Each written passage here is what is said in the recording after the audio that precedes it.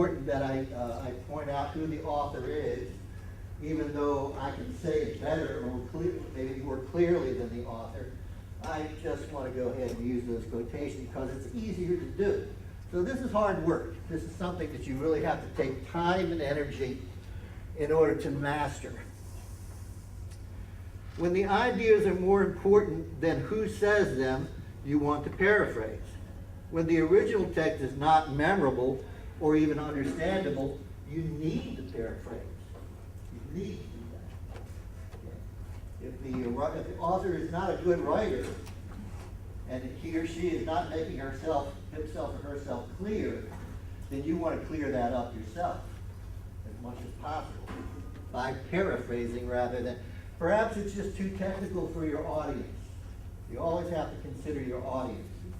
What kind of knowledge do they have? Do I have to simplify this for my audience in order to help them understand? Or is this writer just so poor that even professionals can't really understand what he or she is saying? You need to paraphrase in that case. Absolutely necessity. Okay.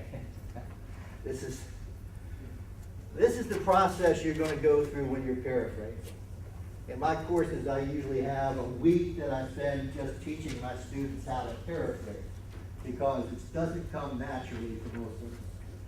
And if you're a second language speaker, it's even more challenging, because you really need some fluency with the language. You have to have a large vocabulary. And in the case that you are running into problems in that case, then you need to seek help through the GSA writing advisor or the writing center in the library or other resources you may find in your departments. The first thing you need to do is to read the text.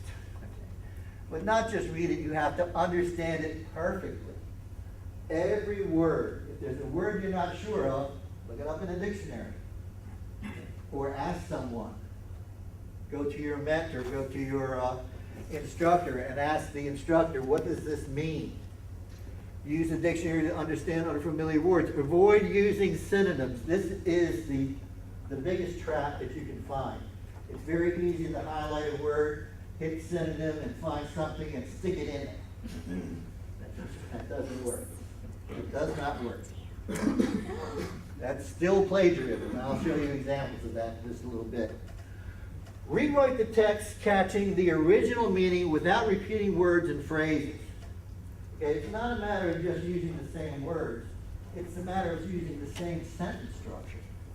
If you just stick synonyms in there and you have a compound complex sentence, then you're going to have a compound complex sentence with new words that's pretty much the same as the one you're trying to paraphrase.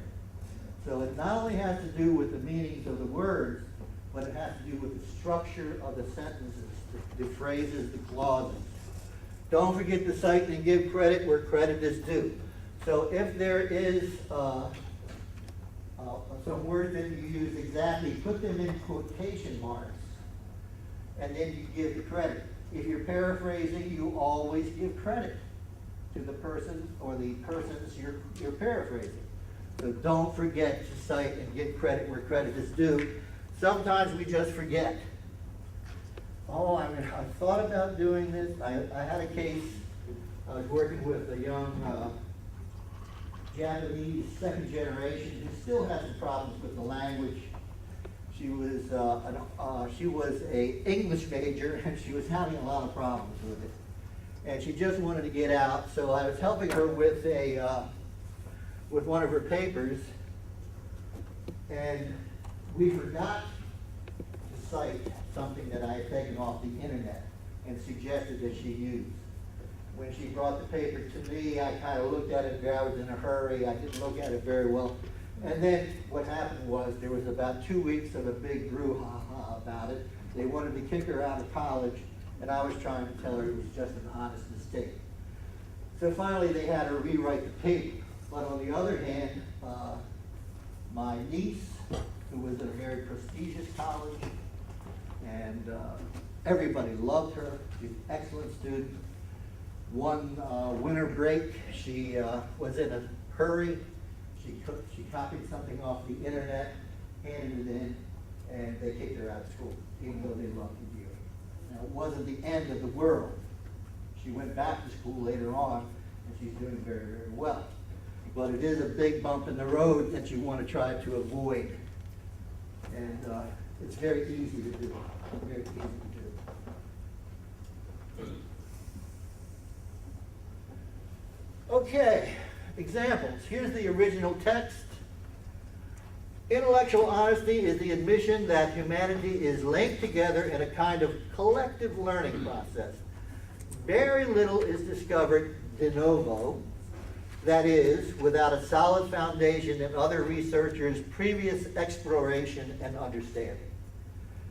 Citation is an act of humility and an act of appreciation for what other scholars have pieced together about the nature of a particular problem or an aspect of some phenomenon. This is where you want to look on your handouts. Now we want to take this, and we want to put this into our own words, okay? Intellectual honesty is the admission that humanity is linked together. Turn the page over and you'll see an example of a correct paraphrase. This is done very, very well.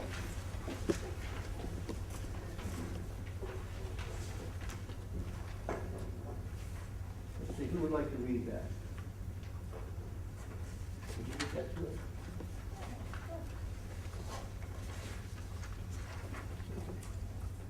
Ullman says that there is very little absolutely new knowledge. Most of our discoveries take advantage of work done by those who have done before us. The process of learning is, in fact, a long tradition passed on from generation to generation. Acknowledging the source of ideas gives recognition to the contributions of others in this tradition, and is, as Ullman says, an act of humility. Yeah. And then at the bottom you have the citation. This is not necessarily the style you'll be using for citation, but that's what they use in this example. Okay, so you can see the paraphrase is acceptable for these following reasons. It accurately conveys the information.